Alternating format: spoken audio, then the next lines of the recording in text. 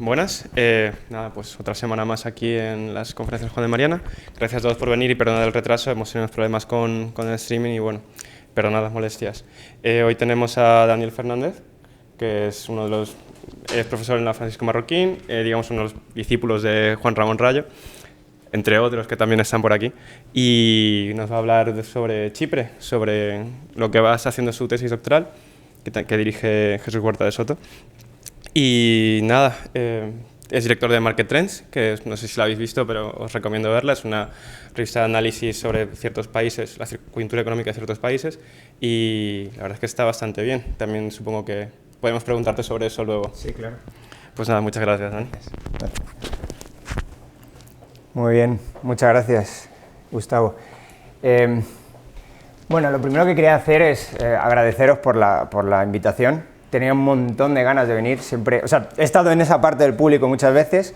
Cuando hay streaming también estoy en la otra parte del público. Y bueno, me hace muchísima ilusión estar aquí hoy. Bueno, el tema, como ha comentado por ahí Gustavo, el tema es un capítulo de mi tesis. Estoy haciendo la tesis sobre el colapso de Chipre, el colapso que tuvo lugar en 2013, aunque venía de largo ya. Entonces, este pequeñísimo país, que prácticamente no tiene ni 750.000 habitantes tiene, y 0,2% del PIB de la eurozona, pues hizo temblar al euro e incluso las bases de la eurozona y bueno, los arreglos institucionales que se intentaron hacer con lo del bail-in, bail-out, ahora vamos a ver todo esto. De alguna manera, pues dieron... O sea, se podía haber creado un precedente para hacer los siguientes rescates en la Unión Europea. De hecho, o en la eurozona. De hecho, el siguiente país que se esperaba que pudiera haber caído era Eslovenia. Al final nunca lo hizo, pero se presuponía que si hubiera caído el sistema financiero esloveno, que estaba en muy mal estado, hubiera seguido los pasos que siguió el chipriota, con sus ventajas y desventajas. Ahora lo vamos a ver. El caso de Chipre, además, se puede ver como un episodio más de la tragedia griega. Primero porque son prácticamente griegos, o sea, culturalmente son griegos, están muy unidos a Grecia, y de hecho ahora voy a explicar una pequeña reseña, un contexto histórico, voy a explicar por qué la isla está dividida hoy en día y por qué solamente voy a hablar de la parte sur de la isla y no de la parte norte. ¿Qué más? Esta crisis también generó tensiones geopolíticas. Rusia incluso llegó a amenazar al Banco Central Europeo diciéndole, pues ya no voy a guardar euros como reserva, voy a empezar a guardar solamente otra vez dólares y los euros fuera, porque, bueno, vamos a ver también que está muy conectado el sistema financiero chipriota con algún tipo de, o estuvo conectado, o se decía que estaba conectado con, ¿cómo se llama? Money laundering, lavado de dinero, el lavado de dinero de los mafiosos rusos. Y bueno, este es el plan de trabajo que voy a hacer. Primero una pequeña introducción histórica, luego voy a explicar toda la crisis griega como una sucesión de carry trades, y de todos, por lo tanto voy a explicar qué es un carry trade, y todos los carry trades que hubo les fallaron prácticamente todos. Entonces básicamente daba igual en qué invirtieran, lo hacían siempre mal. Luego voy a hacer un pequeño análisis de cómo era el sistema financiero chipriota antes de 2001. En 2001 ocurre la liberalización, o la mal llamada liberalización del sector financiero, que básicamente llega a la Unión Europea y le dice, mira, para tener un sistema financiero como el resto de Europa tienes que hacer esto, esto, esto y esto, y adaptan un montón de normativas. Y luego vamos a ver los diferentes carry trades que hubo, primero en tipo de interés y luego en los bonos. El de los bonos no lo hizo solo el sistema financiero chipriota, lo hizo prácticamente el de toda Europa, y fue lo que casi estaba el sistema financiero europeo en 2012-2013, estaba en muy mal estado, precisamente por lo que acá ya llama the biggest carry trade ever. Y luego voy a ver al final cómo fue la crisis de 2013 y cómo se solucionó, qué arreglo institucional hubo para solucionar todo el problema que se generó durante los años anteriores. Entonces, la primera pregunta que me quise hacer en mi investigación sobre Chipre es, bueno, ¿dónde está? Bueno, pues ahí está. Y luego, Chipre, estando en la situación que está, uno entiende que ha sido objeto de como 1001 invasiones militares. Prácticamente toda cultura en el Mediterráneo ha tenido al menos alguna ciudad siempre en Chipre, los hititas en Turquía o los micenas, pero básicamente la isla se desarrolló, sobre todo a partir de la conquista de Alejandro Magno, se desarrolló como una isla griega, una isla más griega. Entonces, a pesar de que después de Grecia pasó por ahí Roma, da igual, sigue siendo cultura clásica, entonces aunque está mucho más en la parte oriental, es de cultura, sobre todo en la parte sur de la isla, es de cultura occidental. ¿Qué más? Pasaron por ahí los cruzados, los árabes, etcétera, etcétera. Bueno, la isla tiene un jaleo ahora brutal administrativo. La isla está dividida en dos. La parte norte es lo que se llama la República Turca ¿cómo se llama? República Turca de Chipre, y la parte sur es la República de Chipre. Están divididas por una zona de las Naciones Unidas, y la parte que veis ahí verde, no sé por qué no sale no sé muy bien por qué no sale la leyenda, pero la parte que veis ahí verde son las bases navales inglesas. Se dice que Nicosia creo que es la última de las ciudades que está dividida por un muro. La última de las ciudades europeas que está dividida por un muro. ¿Cómo se llega a esto? Bueno, pues básicamente la isla, como os decía, es de tradición griega. En 1570 es conquistada por el Imperio Otomano, y el Imperio Otomano básicamente pues, se establece como clase gobernante, pero una clase gobernante que no se mezcla con la población local, y básicamente lo que hay son dos grupos separados y segregados como parte del Imperio Otomano, pero dos grupos separados, en la que el Imperio Otomano, con las instituciones del Imperio Otomano, más o menos se deja bastante independencia a las partes de la isla, o sea, las partes, no tanto a las partes, sino a los diferentes grupos de la isla, bastante independencia para que se gobiernen de la manera apetecida. O sea, era un régimen muy descentralizado. Los ingleses llegan en 1871 y acaban con esta descentralización. Básicamente lo que hacen es imponer una centralización, y además las dos comunidades eran comunidades en las que el poder político estaba muy mezclado con el poder religioso, y llegan los ingleses y quieren de alguna manera imponer el laicismo allí. Básicamente lo que empieza a generar son problemas brutales, además también unas medidas económicas muy malas del imperio inglés ahí, de los gobernadores ingleses. Se dice que a principios del siglo XX Chipre era el país con más carga tributaria del mundo, y además supuestamente tenían un problema con los prestamistas, y lo que se hizo para evitar el problema con los prestamistas es decir que a partir de ahora las deudas eran como la mitad de las que hay antes, no exactamente la mitad, pero se hizo una descarga de deudas así porque sí. Básicamente lo que hizo fue cortar completamente el crédito. Entonces, básicamente, por la administración inglesa empieza a generar problemas gravísimos en la isla, y al final acaban en violencia aproximadamente en 1955. Y en 1960 los ingleses se van y dicen, mira, aquí ya no hay Dios que gobierne a estos tipos, y se van de la isla. Cuando se van de la isla dejan una constitución bastante problemática, igual con poder centralizado, pero el poder centralizado y dividido entre las dos comunidades. Entonces tenían un presidente griego, un vicepresidente turco, generaba unos problemas brutales. Al final lo que termina ocurriendo es que en 1974 se da un golpe de Estado promocionado por el gobierno militar, la Junta Militar griega de aquel entonces, intentando anexionarse toda la isla.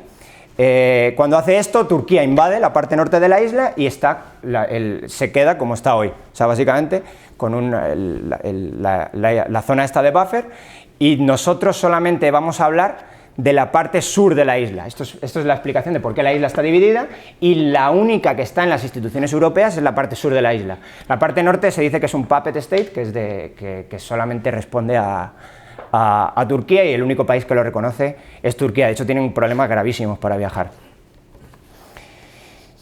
¿Qué más? Bueno, empezando ya con la parte de más puramente economía.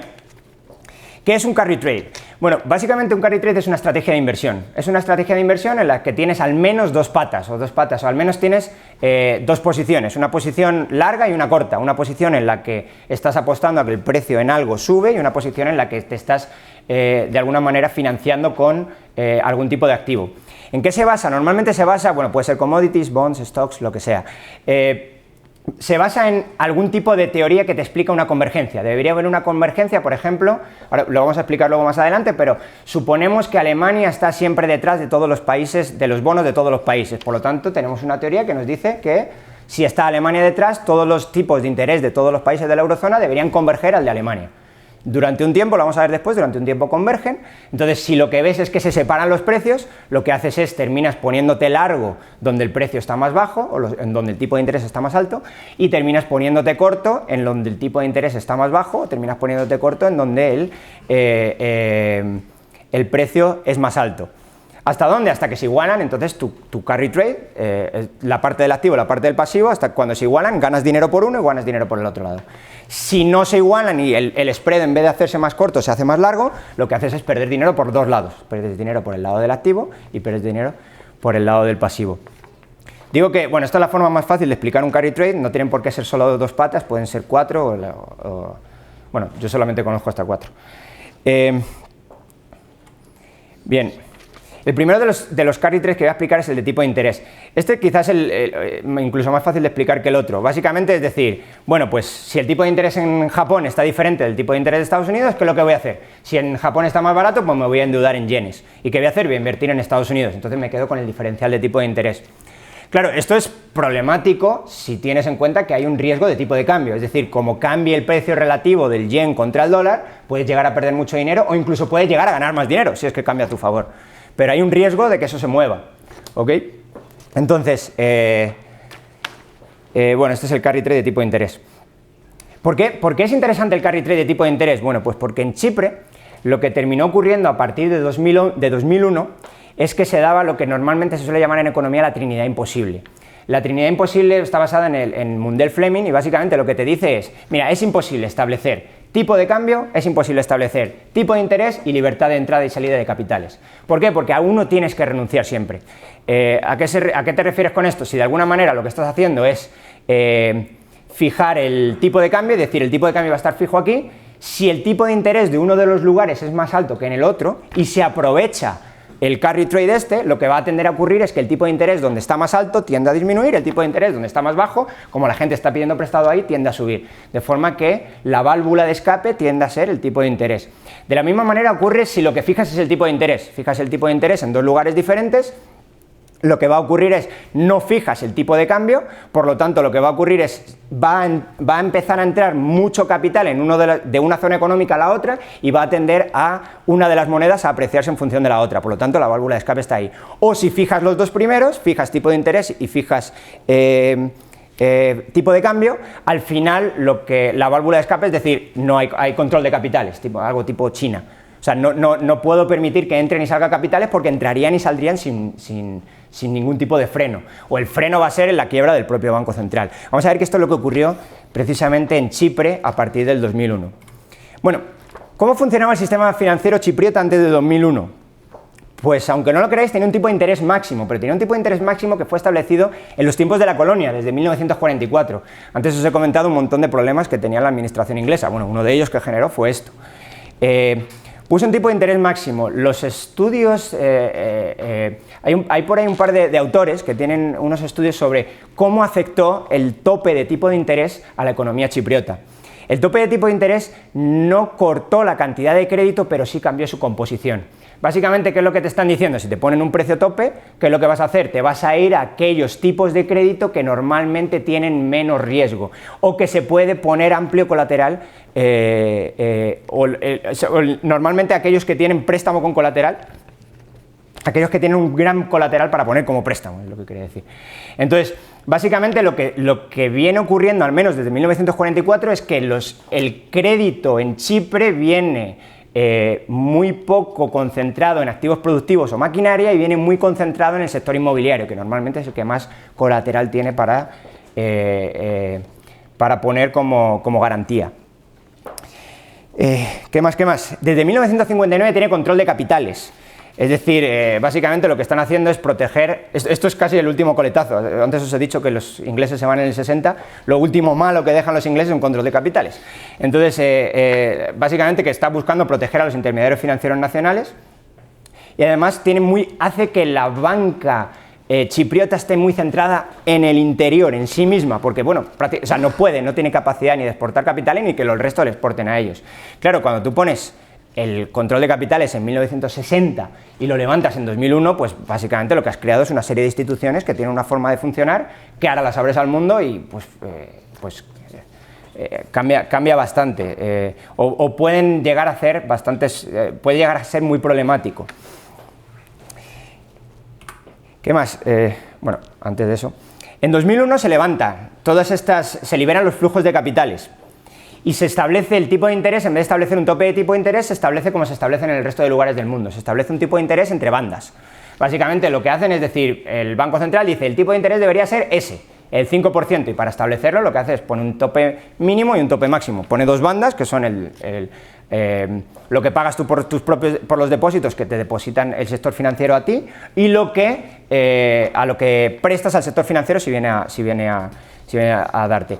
Bueno, lo que es una fijación indirecta del tipo de interés, o sea, se levanta el tope máximo, pero a partir de ahora la autoridad monetaria es el que dice el tipo de interés debería ser ese o ese. Y además, desde 1992 se establece una paridad, un tipo de cambio fijo entre la libra chipriota y el euro. Bueno, en el 92 el ECU y en el 99 el euro. Fijaros que esto ya podemos empezar a ver que tiene o que se va pareciendo mucho a lo que os estaba comentando hace 3 minutos de la Trinidad Imposible. Tienen un tipo de cambio fijado completamente, desde el 92 al ECU, del 99 al euro, y un tipo de interés que también está fijado y un control de capitales que desaparece. Luego aquí ya vamos a empezar a ver que esto les va a generar algún problema. Además, el tipo de interés que establecen es un tipo de interés que establecen por encima del que establece el Banco Central Europeo. El azul, si lo podéis ver, es el tipo de interés que establece el Banco Central de Chipre, y el naranja es el tipo de interés que establece el Banco Central el Banco Central Europeo. Claro, pensar una cosa, fijaros lo que os he dicho antes, hay un tipo de cambio fijado, está completamente fijo, el tipo de cambio no puede ni aumentar ni disminuir, pero tenemos un tipo de interés que es consistentemente más alto en Chipre que fuera de Chipre, que en la región económica más cercana que tiene, que es la eurozona. Entonces, ¿qué es lo que esperaríamos que ocurriera? Y con libertad de capitales. ¿El qué? El carry trade, una entrada de capitales brutales. Bueno, pues eso es efectivamente lo que ocurrió. Lo que ocurrió es desde el año 99, una entrada de capitales. En el año 2001 es cuando efectivamente se quitan todos los controles de capitales. Lo que empieza a ocurrir es una increíble entrada de capitales. Este es el financial account, básicamente cuánto necesita o cuánto la economía se está endeudando fuera, ya sean los nacionales endeudándose fuera o los extranjeros invirtiendo en la economía. Entonces lo que tiene es un influjo masivo de fondos. Claro, este influjo masivo de fondos tenderá, de alguna manera, o por un lado tiende cuando hay un influjo muy fuerte de euros en la economía, en una economía que tiene otra moneda, lo normal es que el euro se haga más barato o más caro. Lo normal es que el euro relativamente se haga más barato, efectivamente, o que el tipo de cambio tiende a subir. ¿Cómo evita el Banco Central que el tipo de cambio tienda a subir? Pues aumentando su balance. Básicamente diciendo, trae aquí los euros entran en el balance del Banco Central y el Banco Central expande, muy parecido a lo que ocurrió en 2012 en Suiza.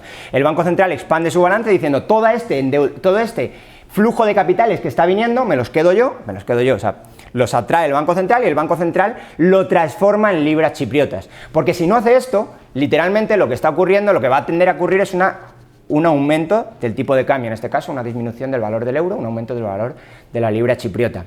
Y es que fijaros una cosa, el balance de los bancos centrales en momentos en los que no hay crisis no tiende a aumentar. Lo normal es que no aumentara, si no hay necesidad, si ya está el sector bancario él solito funcionando.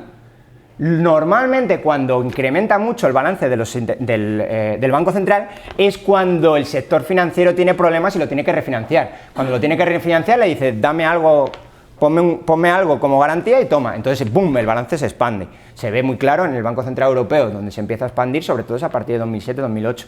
En la Reserva Federal igual, con los quantitative easing, antes nada, o antes mucho menos. En cambio, el Banco Central de Chipre viene expandiéndose todo, durante toda la fase de boom. Básicamente es porque todos los capitales que están entrando al país los está absorbiendo él y los está echando nuevas libras chipriotas al mercado.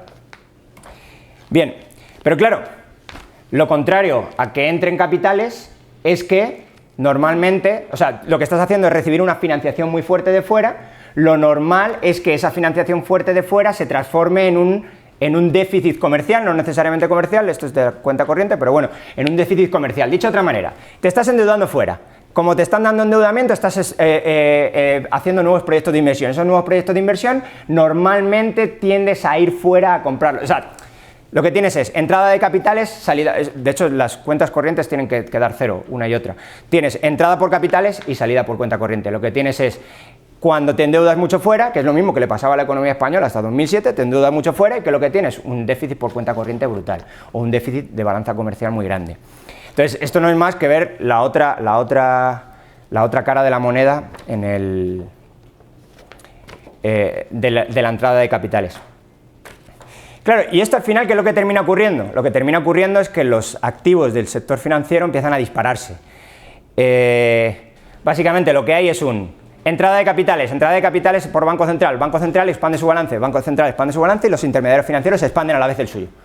Esto es solamente, aquí, normalmente con Chipre se dice que llegó el balance de los intermediarios financieros llegó al 900% del PIB. A mí nunca me ha salido esa cifra, me sale el 600, que ya está bien, pero básicamente creo que es porque yo solamente estoy teniendo en cuenta el sector doméstico, mientras que otros estudios tienen en cuenta también las offshore, tienen en cuenta los intermediarios internacionales. Entonces, bueno, hasta aquí lo que tenemos es flujo increíble de entrada de capitales a Chipre. Y uno podría pensar, bueno, flujo increíble de entrada de capitales a Chipre, sale por balance de cuenta corriente, es decir, estamos comprando bienes fuera. Y ahora, ¿qué tipo de bienes estamos comprando fuera? Porque podría ser que de alguna manera lo que estamos haciendo es capitalizar la economía, entonces no hay ningún tipo de problema. Vamos a ver que en general sí hubo bastantes problemas. Como ya os he contado antes, Chipre ya venía con problemas antes de 2001, ya tenía el tope de tipo de interés, ya estaba haciendo que el tipo de inversión en la que más se concentraba la economía chipriota tendía a ser real estate, edificios, etc. Entonces, como esto ya venía ocurriendo antes, lo más lógico es que cuando se empieza a inflar la burbuja, el sector que primero recibe el crédito es el que lo recibía antes. Entonces, aquí vemos el Real Estate and Construction como porcentaje de la inversión extranjera directa. Llegó a ser en 2007 más del 50%. Y si vemos qué parte del crédito se iba hacia algún tipo de actividad del sector inmobiliario, vemos que en el 95 apenas representaba, bueno, apenas, ya era bastante, pero bueno, apenas representaba el 37% y acaba 2007 en el 59%. Para que os hagáis una idea, en España está ahora mismo en torno al 41 o 42. O sea, es ahora. O sea, quiero decir, en términos relativos, probablemente esta burbuja financiera, esta burbuja del sector inmobiliario fue mucho peor que la española. Claro, lo que vamos a esperar, si el flujo de crédito se va para allá, el flujo de inversión extranjera directa se va para allá, pues que el precio de las viviendas aumente muchísimo más de lo que estaba aumentando en la eurozona. En la eurozona ya aumentaba consistentemente por encima de la inflación, pero es que en Chipre se llegó a ir al 25%, en España nunca superó el 20%. Esto es crecimiento anual, que ya está bien también el 20%, pero bueno, aquí tiene picos del 25%, por lo menos dos picos que se acercan al 25%. Pero claro, todavía podríamos pensar, bueno, no pasa nada, esto que es el precio de la vivienda, pero ¿qué ocurre con la rentabilidad de la vivienda? Que la rentabilidad de la vivienda, ¿cuál es el flujo de que da la vivienda? Básicamente el de alquileres. ¿Qué ocurre con el precio de los alquileres? Es decir, hay que comparar el activo contra la rentabilidad del activo. La rentabilidad del activo son los alquileres. Entonces, si vemos el precio contra los retornos de invertir en una casa, lo que vemos es, esto es un índice, 2002 es igual a 100, se va a 220, mientras que la renta del alquiler, prácticamente en todo el periodo, de 2002 a 2008, aumenta un 20%. Dicho de otra manera, está clarísimo que estamos en una burbuja, o que se está inflando una burbuja. El precio se va por arriba y los fundamentales no se van por arriba. Es decir, el retorno apenas está aumentando mucho menos que el precio. Por lo tanto, lo que podemos pensar es que se está inflando una burbuja. Pero claro, la burbuja lo que hace es se infla y después se desinfla. Esto es a partir de 2008, la línea que veis abajo es el precio de la vivienda y la línea que veis arriba es el precio de las rentas de la vivienda, del alquiler. Dicho de otra manera, esto es el periodo de burbuja, separándose, el valor se está separando de su valor fundamental y este es el precio y este es el momento de estallar la burbuja. El valor vuelve a ajustarse al valor fundamental.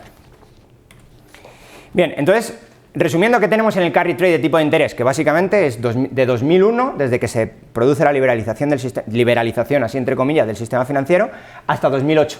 Lo que tenemos es una increíble entrada de capitales por la trinidad imposible: fijación de moneda, fijación de tipo de interés y libertad de movimiento de capitales. Se produce al final un carry trade libre de riesgo. Básicamente lo que le estás diciendo a los intermediarios financieros o a cualquier persona en la economía es: hazlo, el que sufre el riesgo, ¿quién va a ser? El Banco Central, tú no. Entonces lo que estás haciendo es externalizar tu riesgo, un caso más de moral hazard, y decirle entra sin problema. Esto lleva a un aumento increíble en la cuenta financiera y al tamaño del propio sector financiero, que es el que termina dando los créditos. Esto, unido al tope de tipo de interés que había antes de 2001, hace un incremento brutal en las actividades del sector inmobiliario y al final se genera una burbuja en el sector inmobiliario. Bien, pero no contentos con esos, les estalla la burbuja en las manos en 2008 y dicen, bueno, pero todavía tenemos algo de oxígeno, aparte somos el porcentaje sobre PIB de activos financieros es brutal, todavía tenemos algo de capacidad de movernos, por lo tanto, ¿qué es lo que vamos a hacer? Vamos a intentar aprovechar algún tipo o cualquier otro tipo de inversión que tengamos a la mano. Bien, fijaros que lo que tienen es un mercado interno que se está desinflando. Entonces, ¿qué es lo que dicen?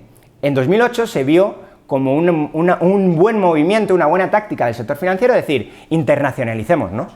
Y así que hacemos, lo que hacemos es, si nos internacionalizamos, de alguna manera lo que vamos a hacer es diversificar riesgos. Fijaros que estaba el riesgo ultra concentrado en el sector financiero, en el sector inmobiliario. Y entonces, ¿qué es lo que dicen? Bueno, internacionalicemos, ¿no? Y así lo que terminamos haciendo es, de alguna manera, diversificar un poco el riesgo y evitando que de alguna manera no solamente un sector le pegue a todo el sector, al sector consolidado de los intermediarios financieros chipriotas. Bien, entonces, ¿en cuál se metieron? Pues se metieron en el peor que se podían meter, que es el cual, el carry trade en bonos.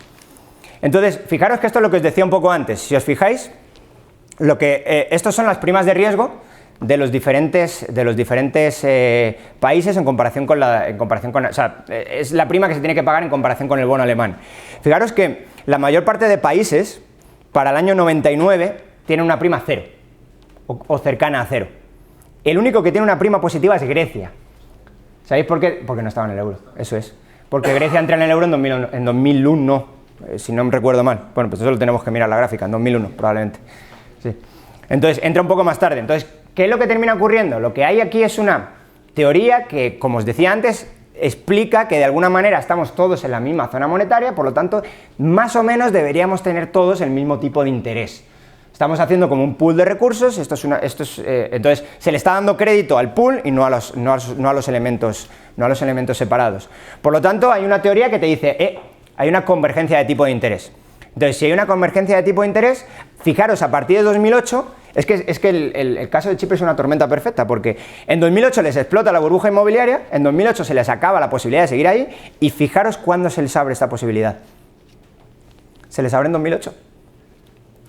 En 2008 es cuando empieza a haber de nuevo algún tipo de movimiento contrario al de supuesta convergencia a los tipos de interés. En 2008 es cuando empieza a haber los primeros problemas con Grecia, que miente las cifras de deuda pública y tal. Entonces los inversores, en vez de apostar a que va a haber una convergencia de tipo de interés, empiezan a huir hacia la calidad. Cuando hay problemas, la gente tiende a huir hacia la calidad. Por eso hay tipos de interés negativos en Alemania. No es por otra cosa, porque dicen, bueno, por lo menos estos pagan algo. Los otros no sabemos. Entonces, ¿qué es lo que tiende a ocurrir? Lo que tiende a ocurrir es que durante 2008, 2009, 2010, todos los intermediarios financieros chipriotas empiezan a invertir gran cantidad de sus disponibilidades en bonos griegos. ¿Por qué? Pues no pasa nada, son bonos, no necesito ni siquiera requisitos de capital para ello, o los requisitos de capital son mínimos. Entonces, pues se genera una cantidad enorme de bonos, de compras de bonos de compras de bonos del sector financiero chipriota hacia Grecia. Y nos podemos preguntar, bueno, entonces, si en 2008 y 2009 empiezan a comprar, 2010, y fijaros, esa es la prima de riesgo de Grecia, la más alta de todas. Es que las otras primas de riesgo son enormes, lo que pasa es que, claro, si las pones en el mismo gráfico se te van de ahí. Entonces, claro, si tú compraste en esta parte de aquí, si compraste aquí en 2009, y el precio, en vez de ajustarse, en vez de volver, o sea, lo que estás haciendo literalmente es decir, si la prima de riesgo vuelve a bajar, gano dinero, si la prima de riesgo se va para arriba, pierdo dinero. ¿Y qué es lo que ocurrió? Perdiste mucho dinero. Y ya no solo que perdiste dinero, sino que encima te llegaron en 2012 y dijeron, impago. El 50% nominal, 75% valor presente. Estás medio muerto. Una pregunta que probablemente, una buena pregunta sería, bueno, ¿y por qué el sector financiero griego se tiene que ir a el sector financiero chipriota se tiene que ir a Grecia? No tiene mucho sentido, ¿por qué no hacen como el sector financiero español, que invertía en bonos españoles? Bueno, porque era tan grande, todavía es muy grande, pero era tan grande el sector financiero chipriota que el mercado de bonos chipriota se le quedó pequeño.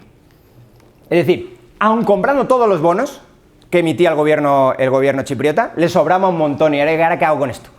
Entonces, eso que veis ahí son la cantidad de securities que guarda en las que invierte el sector financiero, la naranja, y la azul es la cantidad de securities que emite el gobierno chipriota. Entonces está claro que tienes ahí un gap de varios miles de millones de euros.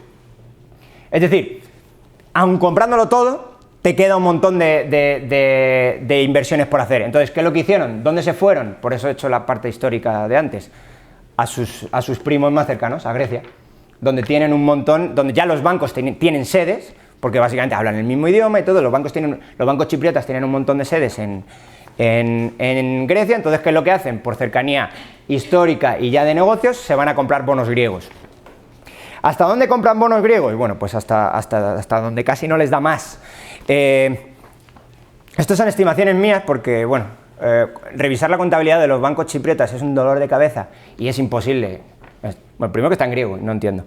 Y luego, además, es que tienen muchos trucos contables. Básicamente lo que van haciendo es los van moviendo de un lado a otro en función si el Banco Central les perseguía por un lado, los iba moviendo a otro lado, entonces nunca se sabe qué tipo de bono es cuál. Por lo tanto, lo que he tenido que hacer es una estimación basada en otros datos. Pero bueno, estas son mis propias estimaciones. Si lo veis, en función del capital, para 2010 llegaron a tener el 100% de su capital comprometido en estos bonos. Si tenéis en cuenta que se impagó el 75% de valor presente, pues solamente esto les pone en graves aprietos. Y si a esto se le suma la crisis del sector inmobiliario que hemos visto antes, lo que tienes es el sector financiero quebrado, lo tienes quebrado probablemente de la burbuja inmobiliaria y que te quiebras con esto. Entonces, al final, ¿qué ocurre con el carry trade en bonos? Está, por resumirlo otra vez, está basada en la supuesta convergencia de tipo de interés, básicamente en el respaldo alemán. Siempre van a estar ahí y no hay problemas, somos como un mismo ente fiscal. Al final, ¿qué es lo que ocurre? El sector financiero se pone en largo en bonos en los que el tipo de interés empieza a subir y corto, es decir, se financia con bonos en los que el tipo de interés está más bajo.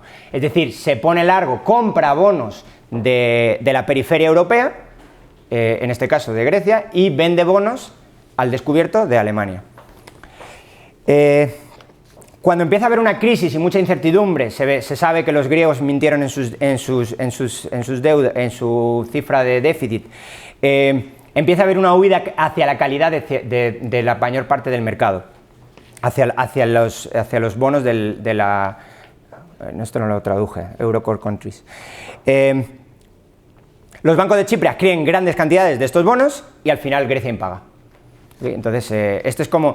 Fijaros que lo estoy explicando como una sucesión de carry trades, pero fijaros que esto es como la puntilla. Esto no es la causa como tal, esto es una de las causas, pero no es la causa. Normalmente cuando se ve el problema chipriota se dice, ¿el problema chipriota cuál es? El problema chipriota es que le hizo un agujero enorme en su balance el impago de Grecia. Es cierto, le hizo un agujero enorme en el impago de Grecia, pero no es el único agujero que tiene en el balance. Probablemente el sistema lo hubiera pasado muy mal y hubiera quebrado, incluso sin el problema griego. Y bueno, básicamente esto es algunos datos para que veáis la quiebra bancaria. Esto es esto es del sistema financiero consolidado.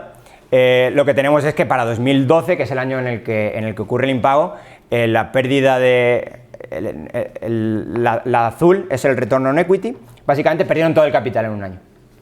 Si tuvieron pérdidas que superaron todo el capital. Si tienes en cuenta que el año anterior tuvieron pérdidas que superaron el 70% y el año siguiente pérdidas que superaron que estaban en torno al 40%, pues lo que tienes es un agujero en el balance muchísimo más grande que tu propio capital. Y esto va a estar relacionado con el arreglo institucional que se hizo, que básicamente es está mal llamarlo una quita a los depositantes, pero una quita a los acreedores del banco. Tuvieron que pagar otros acreedores. Básicamente, cuando te agotas todo el capital, tienes pérdidas, agotas todo el capital, ¿quién tiene que responder? El resto de acreedores del banco. Y en este caso, el resto de acreedores tuvieron que ser los depositantes. Bien, estos son los non-performing loans. Como veis, para el diciembre de 2013 están casi en el 40%. Es decir, es que esto es un poco para apoyar lo que os estaba diciendo antes. Es que con un 40% de cifra de impagos en tu cartera de créditos, pues tampoco necesitas que Grecia impague para tener problemas. Sí, esto no trae Grecia. No, porque no son... Estos son loans, no son securities. Entonces, esta cifra llegó a... No la tengo actualizada porque, bueno, no quería ver... No hace falta. Pero ha llegado, está en 50% ahora. Y ahora ha bajado, están todos muy contentos porque ha bajado al 48%. Es como las cifras de desempleo, cuando dices, estamos bien, ahora solo es el 20%. Pues, más o menos.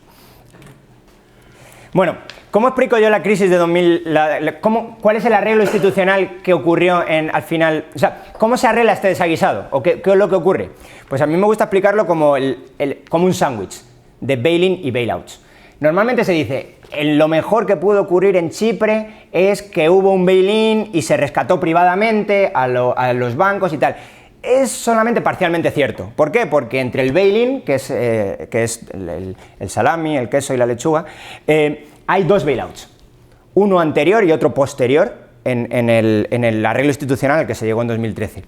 En 2012, cuando ya tenían graves problemas, el sector financiero, el Estado chipriota le dio casi 2 billones de euros al segundo banco del país y prácticamente lo nacionalizó.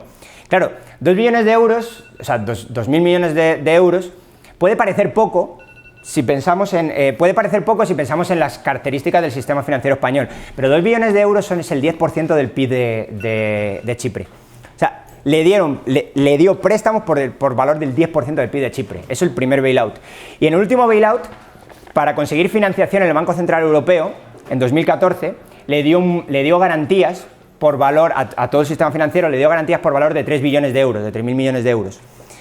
De otra manera, el 15% del Producto Interno Bruto. Entonces, cuando se dice sí, bail-in, qué bien, bueno, sí, bail-in, pero es que hubo 2 bailouts también. Entonces, hubo 2 recapitalizaciones públicas y una recapitalización privada. Entonces, ¿en qué consistió la recapitalización privada? Bueno, básicamente lo que de alguna manera intentó hacer el gobierno, no el gobierno, sino la troika, de alguna manera lo que intentó hacer la troika es decir, mira, estamos hartos ya de bailouts. Al final el contribuyente es el que termina pagando todo. Entonces, vamos a hacer un ejemplo de este caso. A partir de ahora todos los casos van a ser como este o parecidos a este. Lo que vamos a hacer a partir de ahora es que si tienes el dinero en una institución insolvente, vas a tener que responder por la propia institución insolvente. Es decir, como que fiscaliza un poco dónde estás dejando los ahorros de tu vida. Porque, bueno, uno se va a comprar un coche y le mira hasta... ahí tiene un rayajo, ese coche no. Pero uno va a dejar los ahorros de toda su vida y dice, ahí están bien, que me regalan un iPad. Pues, bueno, al fin y al cabo, lo que se buscaba era esto. Entonces, ¿cómo conseguirlo? Pues haciendo un ejemplo de este caso. Es decir, diciendo, este es el lugar, a partir de ahora todo va a ser así. ¿Y por qué Chipre? Bueno, primero, porque Chipre es muy pequeño. Y porque se le pueden poner cortafuegos muy fácil. O sea, si esto lo haces con España, pues te cuesta un poquito. España se puede llevar por delante al euro así, mañana. Si lo haces con Chipre, se le puede poner un poco de un cortafuegos aquí, otro aquí, y dices, quiebran estos, le hace un agujero a cierto banco alemán, recapitaliza un poquito el banco alemán y no pasa nada. Incluso se puede recapitalizar el solito, a lo mejor, no genera un problema. Claro, si Caja Madrid o Bankia impaga al banco alemán 20.000 millones de euros, pues así, pum, me cae a todos. Bueno, yo creo que esto es especulación pura, porque tampoco sé muy bien por qué se quiso hacer. El caso es que se quiso hacer. Entonces, se dijo, mira, ¿qué se necesita para recapitalizar, para dejar el Estado más o menos en una buena situación fiscal? ¿Y qué se necesita para recapitalizar a la banca? Se dijo 16 billones de euros. Bueno, 16 billones de euros. Y dijo, pues la Troika, el Fondo Monetario Internacional y la Comisión Europea van a poner 10.000 millones, 10 billones. Y los otros 6 los vas a recapitalizar tú, lo vas a hacer con tus propios pasivos, lo vas a hacer con lo que tengas, ya veremos con qué, pero ahora lo voy a explicar en un momento. Entonces se dijo, bueno, ¿qué hacemos? Pues en una hoja de Excel llegaron y dijeron, bueno, ¿qué tenemos que quitar a qué depositantes para que todo esto cuadre? Para sacar justo los 6 billones. Entonces, el primer arreglo que se hizo fue decir, aquellos que tienen menos de 100.000 euros en la cuenta, que es el Fondo de Garantía de Depósito de la Unión Europea, aquellos que tienen menos de 100.000 euros en la cuenta van a pagar el 5,75%. Entonces, claro, se echaron las manos a la cabeza en media Europa, pero están locos, ¿cómo van a tocar el ahorro de la gente común y tal? Y encima está asegurado, y esto estaba asegurado y ya no está asegurado, ¿qué es esto? La Unión Europea no es nada. Bueno. Y a los que tenían más de 100.000 euros, el 9,9%. Entonces, para todos, da igual en qué banco estuviera, si lo tenías en el peor banco del país como si lo tenías en el mejor, para todos igual, café para todos. Esto lo desestimó el Parlamento chipriota y dijo que bajo ningún concepto se podían llegar a tocar los depósitos de menos de 100.000 euros. El caso es que al final la Unión Europea le hizo presión, básicamente la Unión Europea siempre hace presión de la misma manera o de una forma muy parecida, que es diciéndole, te corto la liquidez. Llega el Banco Central Europeo y dice, córtale el mecanismo de asistencia que tienes, el ELA. Y si se lo cortas, al día siguiente le pasa como en Grecia. Al día siguiente, vacaciones bancarias, o sea, nadie saca el dinero. Entonces se le hizo un par de veces esta sugerencia a Chipre y básicamente al final lo que hicieron fue decir, bueno, pues el arreglo institucional final fue decir, bueno, vamos a separar los de menos de 100.000 euros y los de más de 100.000 euros. Los de menos de 100.000 euros no van a pagar nada, porque como está asegurado y tal, entonces se hizo un banco bueno en el que se separó todos los depositantes de menos de 100.000 euros con los activos sanos que tenían todavía los bancos y dijeron, estos se quedan aquí, estos pueden sacar todo el dinero que quieran, sin problema. Y los que tienen más de 100.000 euros, vamos a ver, y esto es la mejor parte del bail-in, vamos a ver en qué banco lo tienen. Entonces, como ya hemos separado los de menos de 100.000 euros, ahora vamos a separar los de más de 100.000 euros. Y ahora, lo tenías en el banco que es un desastre, el segundo banco del país, que se llama Laiki, lo tenías en ese banco, que ese banco está completamente quebrado por todos lados. Prácticamente perdieron todo. Todavía no se sabe porque el banco sigue operando, tiene todavía una estructura jurídica, no ha vendido todos sus activos, está a punto de liquidarse, pero se sabe que va a perder probablemente más del 90% los depositantes van a perder el 90% de sus depósitos. Si lo tenías en el primer banco del país, que estaba muy mal, pero no tan mal, perdieron el 47,5%. Bueno, perdieron, le reconvirtieron a acciones que ahora casi no valen nada. Valen como 15 céntimos cada acción. Y se lo reconvirtieron a 1 euro. Si lo tenías en el primer banco del país, el 47,5% de tus depósitos, fuera. Y si lo tenías en el tercer banco del país, no tengo las cifras exactas, y pensé que me las había apuntado aquí, pero no, pero aproximadamente entre el 95 y el 98% recuperaron sus depósitos así sin problemas, y el resto se lo convirtió a acciones. Es decir, se hizo un arreglo institucional que desde el punto de vista del bail-in está muy bien, o creo que está muy bien, que básicamente es decir, lo tenías el dinero, tenías los depósitos en una institución solvente, que la institución responda. Si puede responder, genial. Si no puede, perdiste todo o casi todo. Bueno, muy bien, os he explicado un poco las luces, o lo que yo creo que son las luces del bail-in. Tiene sombras, que son los 2 bailouts que se hizo, y tiene una sombra más, que es, se intentó proteger o sobreproteger al sistema financiero griego. Como os he dicho, los bancos chipriotas tenían gran interés y gran presencia en el sector financiero griego. Entonces, lo que se hizo justo antes de que se hiciera la recapitalización privada fue se obligó a los bancos chipriotas a vender todo su negocio en Grecia a un banco griego, da igual el que sea. Se le obligó, de alguna manera, es lo que dices, mira, tengo un proceso prácticamente de quiebra abierto. Y en el proceso de quiebra voy a agarrar esta parte de activos y pasivos y lo voy a vender a valor de mercado. Entonces, eso en derecho tiene un nombre, se llama fraude, eso es un fraude de ley. O sea, básicamente lo que estás haciendo es fraude de acreedores. Básicamente lo que estás haciendo es decir, tenemos este pool aquí, tenemos todos estos pasivos a esta gente que hay que pagarles, y ahora, como esto está en Grecia, y hay problemas en Grecia, hay muchos problemas, a todo el mundo le preocupa mucho Grecia y sale mucho en la tele, vamos a sacar estos de aquí y lo vamos a llevar para allá, y se lo vamos a meter a otro banco. Entonces se quejan los chipriotas mucho de esto y tienen mucha razón en decir, bueno, es que claro, me quitaron el 20% de los activos del sector bancario, se los quitaron así antes de hacer una recapitalización, lo cual es especialmente grave para esos depositantes que pueden haber recuperado mucho más. Y bueno, por ponerlo en contraste, ¿cuál fue al final la cantidad de dinero que se dio a Chipre como porcentaje de su propio PIB?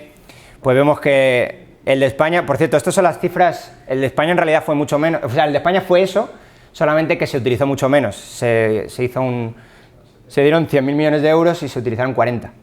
Entonces al final esto se va al 3 y algo, 3 con mucho por ciento.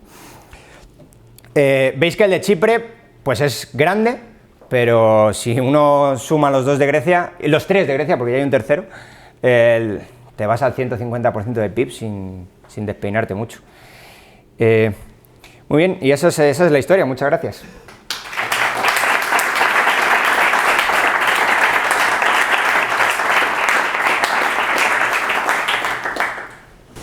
Pues nada, inauguramos el turno de preguntas.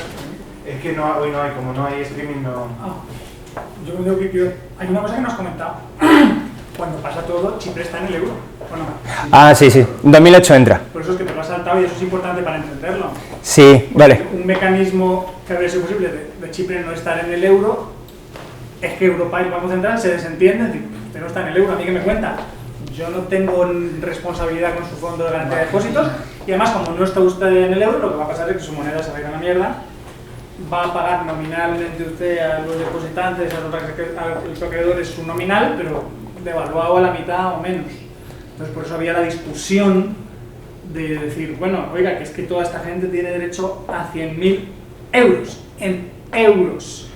Y había gente como Pedro Suárez que decía, bueno, entonces hagamos una especie de euro paralelo, euro chipriota, y a esta gente démosles euros, pero que no puedan sacar de ahí, de Chipre.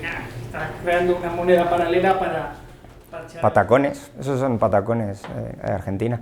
Sí, es verdad, se me ha olvidado comentarlo y gracias por traerlo. En 2008, justo, en 2004 entra en la Unión Europea y en 2008 entra en el euro. Pero si te fijas, se me ha olvidado comentarlo, pero si te fijas, la forma en la que está hecha la presentación es hasta 2008 y el sentido es ese. Hasta 2008 el sector inmobiliario, a partir de 2008 se le va a carry trade en bonos y sí, se importa mucho eso, claro. Al fin y al cabo lo hubieran pagado con devaluación, con depreciación. Cuando tienes autoridad monetaria, pues eso te dice, sí, ¿quieres tus depósitos? Toma, no pasa nada, pero toma esto que no vale nada. Una duda, ¿se tienen autoridad monetaria? O sea, están dentro del euro, pero tienen un banco central que fija tipos de interés. ¿Tienen otra moneda, pero están dentro del euro? ¿Cómo es eso? No. No, ¿Qué pasó antes?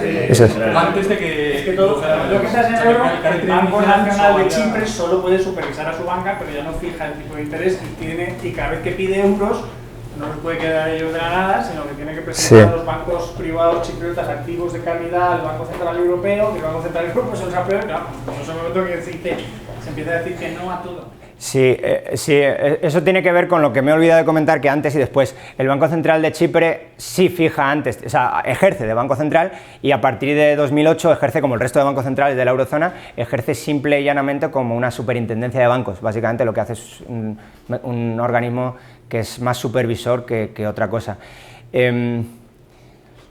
Sí que es verdad que todavía sí ejercen una pequeña función de Banco Central o bancos centrales nacionales, y es en los mecanismos, cuando tú tienes buen colateral para poner, o lo que ellos llaman buen colateral, es el Banco Central el que con el pool de recursos de todos los bancos, de todo el sistema de bancos nacionales, del Banco de España, el de Francia, todos, ponen el pool de recursos y te dan el crédito contra todo el pool de recursos. Cuando tienes problemas y tu deuda pública, por ejemplo, como en Grecia o como en el propio Chipre, no es elegible para ser redescontada en el Banco Central, lo que hacen es te dan el ELA, el Emergency Liquidity Assistance, y ese sí es del Banco Central Nacional. Es decir, ese te lo da el Banco Central y si tu banca no te lo puede pagar, el que te come las pérdidas es tu Banco Central Nacional, no el Banco Central Europeo. No sé si me estoy explicando, pero es un poco... O sea, lo que intenta hacer el ELA es decir, mira, tienes un desaguisado ahí, brutal, arréglalo tú.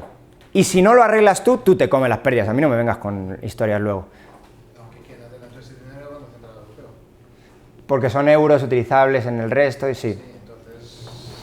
Esta crisis es un ejemplo de libro de descalce de riesgos, más que de plazos, porque es, bueno, no sé los plazos cómo estarían encajados, pero es eso, de meterse en un sitio pensando que te van a salvar seguro y de repente el sistema no. Y sobre todo lo que se habló en su momento es, o sea, se vio que los fondos de garantía de depósitos en el fondo son cortinas de humo. Es decir, porque Europa, por tamaño, podría haber dicho, bueno, lo asumimos, pero dices, bueno, entonces estamos usando todo el fondo de garantía de depósitos de todos los bancos europeos solo para rescatar a los chipriotas, entonces estamos vaciando el fondo de garantía de depósitos para el resto del mundo, y eso es lo que no estaban dispuestos. Pero legalmente estaban comprometidos a ellos, es decir, la gente que tenía hasta 100.000, no sé si eran 100.000 o 120.000 euros en bancos chipriotas, por legislación europea, podía decir, Minus tiene derecho a tocarme un duro y págueme. Sí, efectivamente. De hecho, el Fondo de Garantía de Depósitos, creo, que me corrija si hay algún abogado por aquí en la sala, pero creo que tiene hasta 100.000 o 50.000 euros dependiendo de la legislación nacional de cada país. Y el de España estaba hasta hace no mucho, no sé si lo sabéis vosotros, estaba en menos, pero estuvo en menos 2.000 millones. Hace el año pasado estaba negativo. El Fondo de Garantía de Español estaba en negativo. Bueno, o sea que sí, claro, que es una ficción. Sí, eso se va. Lo que pasa es que esa ficción te vale para justificar quitarle al resto de depositantes más, o sea, para ponerte en un orden de prelación diferente. Para decirte, tienes depósitos no asegurados, o sea, tienes capital, deuda, deuda junior senior y luego tienes depósitos. Ah, pero ahí separas depósitos no asegurados y depósitos asegurados. Entonces el último es el asegurado. Eso ya si ocurre la mayor desgracia del mundo, pues esas ya pagan. Resalta que no eran depósitos a la vista, que aquí la reserva fraccionaria no tenía absolutamente nada que ver. Es decir, que no eran cuentas bancarias normales, eran depósitos, lo que llaman... Sí. En Estados Unidos se llaman CDs y aquí no sé si se llaman depósitos sí. A plazo. Sí. Pues a la vista también está. La gente no tiene su ahorro en depósitos a la vista, No, pero sí, la gente tiene nuevo que te dé algo.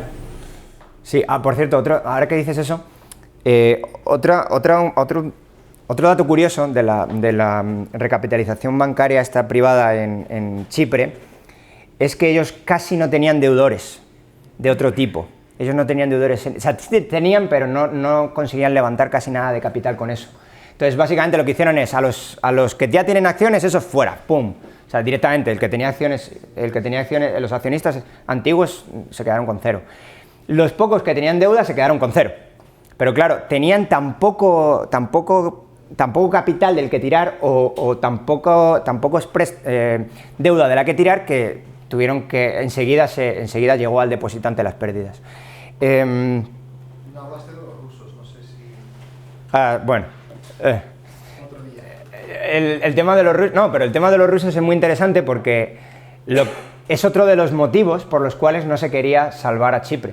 Porque dijo, vamos a ver, ¿pero por qué voy a salvar a Chipre? Si a los que estoy salvando no son mis ciudadanos. O sea, estoy utilizando dinero o sea, si le hago un bailout, estoy utilizando dinero del contribuyente europeo, o sea, en términos muy chauvinistas, ¿no? Son míos, estos no, esos que les den. Y encima ya dices el tema del que viene de lavado de dinero.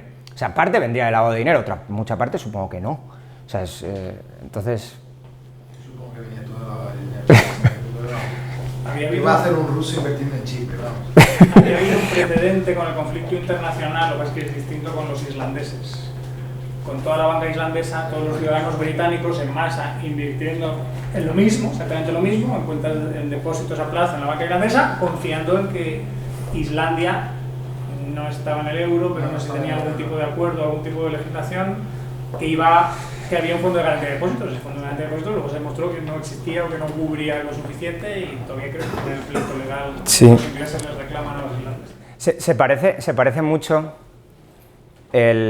quizá no la forma de resolución no se parece a nada, pero la forma de gestación de la crisis, con lo poco que sé de Islandia, sí se parece mucho, con bancos que son muy pequeños a nivel mundial, pero que son enormes para la economía nacional. En ese caso fue incluso más gravoso porque el Banco Central de Chipre nunca dio garantías explícitas. Todas las garantías que dan los bancos centrales suelen ser implícitas. Nunca te dicen, haz que yo estoy detrás. En el caso de Islandia estaban con una garantía explícita, entonces se descontroló mucho más el sistema, y además ellos estaban descalzados también en moneda. Los bancos estaban con un descalce en monedas, estaban endeudados en dólares, invertidos en coronas. Entonces, cuando también se les fue la corona, fue también otra tormenta perfecta. La resolución sí fue muy diferente, porque lo que hicieron es hacer un banco malo en el que se separó arbitrariamente a los extranjeros. Dijo, este es un depositante extranjero, al banco malo. Este es nacional, al banco bueno. Entonces, o sea, ¿y ese es el criterio? Sí, ese es el criterio. O sea, hasta luego. ¿Y Grecia terminará algún día o no? ¿Ya van por la tercera a este paso? Yo creo que no. Sí, no sé, o sea, Grecia, justo antes de este tercer rescate, antes de que llegaran estos de Syriza al poder, había hecho ya ajustes un poco más serios de los que, porque nunca hicieron nada, y ya el último gobierno empezó a hacer algo, como, mira, no tenemos otra opción más que hacer esto, estos tipos nos tienen de verdad, o sea, se estaban recuperando, ya venía el PIB creciendo. Le pasa lo mismo que a Chipre, Chipre ya se está recuperando. Lo que pasa es que como a Chipre no le importa a nadie, por eso se está recuperando. Grecia, por desgracia, le preocupa a todo el mundo y sale en la noticia siempre, entonces pues al final tienen que hacer reformas y no las hacen y no sé. Yo creo que no las van a hacer. Porque, o sea, han hecho algunas, pero siempre están...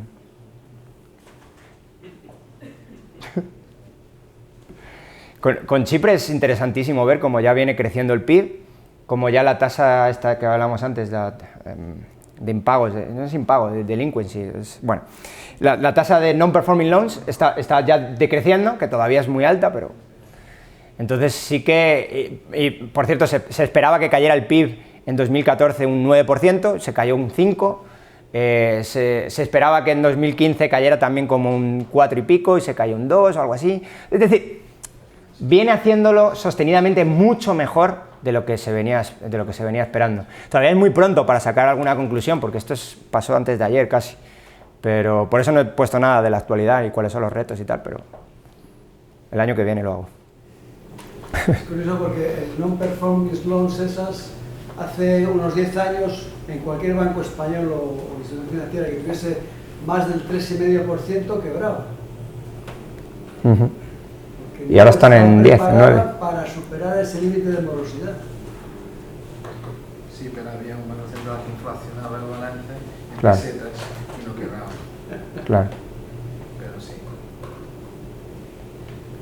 Y ahora también hubieran quebrado, solo que vino la puta europea. Si no hubieran quebrado. Sí. ¿A quién? Si estuviera, o sea, poner un nivel de impagos aquí como por 4%, ¿no? Más alto, ¿no? Hubieran quebrado cuando los españoles sí no entran en el Banco Central Europeo. Bueno, cuando uno ve las cifras de cuál es la liquidez que... la parte de pasivos que estaban financiados del sistema bancario nacional, que estaban financiados de alguna manera por el Banco Central Europeo, eran... O sea, en España llegaron a picos brutales. O sea, de todas las medidas estas excepcionales, España, cuando las pusieron en 2012, tenía como el 40% de la liquidez extraordinaria que pusieron, la tenía solamente España. Ahora ya está bastante mejor, ahora está como el 4 o 5%, algo así. Pero sí. Por cierto, no comenté que en el caso de Bankia, si se hubiera hecho esta recapitalización privada aquí, en España, en el caso de Bankia, ningún depositante hubiera perdido nada, ni en el de Bankia ni en el de prácticamente ningún banco. Porque en el caso de los intermediarios financieros españoles sí tenían mucha deuda junior y senior que podían haber utilizado. Bueno, entre otras, las preferentes. De hecho, las preferentes las utilizaron y ahora ahora les están diciendo que las tienen que devolver, lo cual es, bueno, o sea, es lo que decía antes, toma, 8% por una preferente, y ahora, es que es una preferente, o sea, es que no tienes un depósito. Entonces, bueno.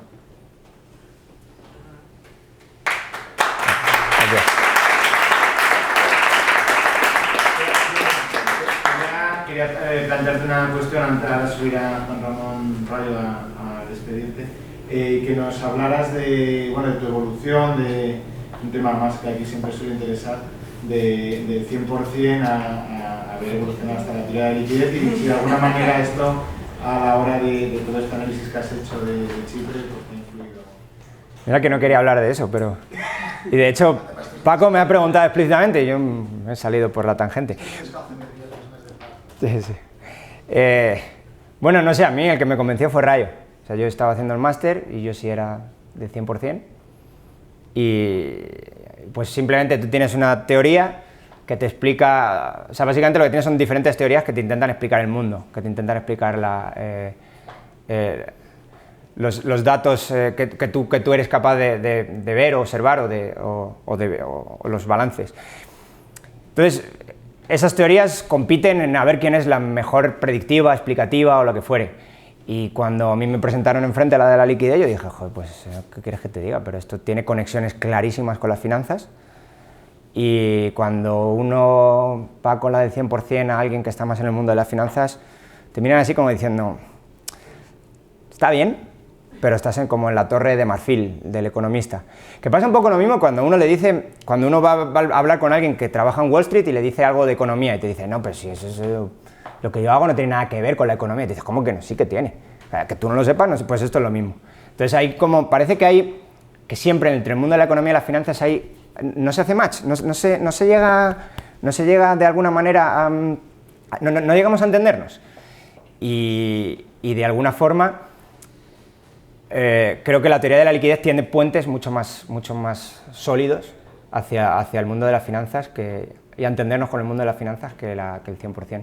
Es mucho más explicativa, creo, abarca mucho más. Y luego, ¿qué tiene que ver con esto? Pues, bueno, si os fijáis, gran parte del análisis que he hecho es parte financiero y parte económico. Entonces, pues supongo que de esas conexiones que aprendí con Rayo, pues en algún momento lo utilizo para mis propios análisis, o para mi tesis, que es esto. Perfecto. Bueno, está Ramón haciendo una entrevista abajo, pero le voy a avisar y... Muy bien.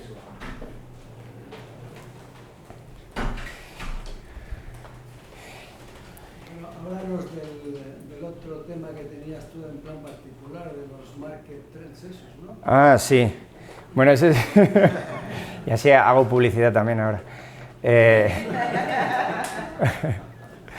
Sí, bueno, eso es allí en Guatemala. El antiguo observatorio del Instituto Juan de Mariana, si lo conocéis, que lo llevó Rayo, después Ángel Martín, no sé si lo conocéis. Observatorio de coyuntura económica que lo que buscaba hacer es pues intentar ver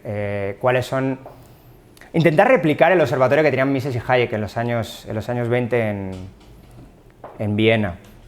Entonces lo que intentaban de alguna manera era ver cuáles eran las variables macroeconómicas, microeconómicas de crédito, cómo iban evolucionando para intentar de alguna manera adivinar, porque esto casi es un arte, en qué fase del ciclo económico estaban las diferentes economías del mundo, en su caso Viena, en el caso del Juan de Mariana de España.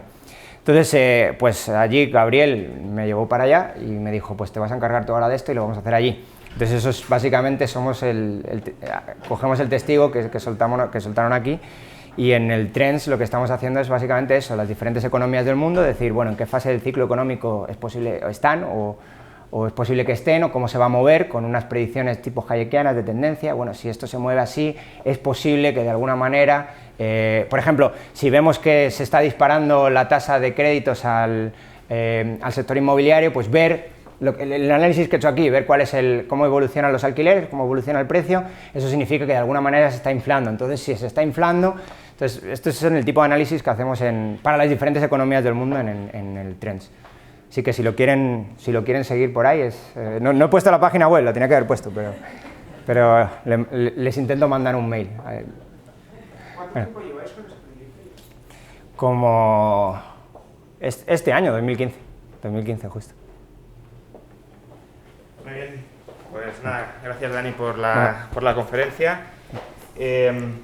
Y bueno, nos queda una conferencia para terminar este curso, este año, que además es mía, que es el sábado que viene. Hablaré, bueno, será una conferencia más o menos, intentaré todo lo amena que se pueda, básicamente desmontando 10 mitos sobre la economía española a partir de material gráfico, o sea que será bastante visual y bastante llamativa. Es básicamente una previa del libro que sacaré en febrero. Para la conferencia ya prácticamente no hay plazas, porque no sé si lo sabéis y si no lo anuncio os lo recuerdo ahora. Después de la conferencia tendremos la tradicional cena de Navidad del Instituto, con lo cual, claro, pues mucha gente que se ha apuntado a la cena viene a la conferencia y ha reservado plaza para la conferencia. Aún así no sé si queda alguna suelta, pero bueno, en general no hay. Ahora, para la cena, si os interesa, sí hay plazas. Todavía quedan unas 30 plazas, será aquí delante. Además tendremos todo el local para nosotros por primera vez. Y así que os animo a acudir a la cena de Navidad y a participar en este cierre de año. Muchas gracias de nuevo, Dani, y nos vemos entonces la semana que viene.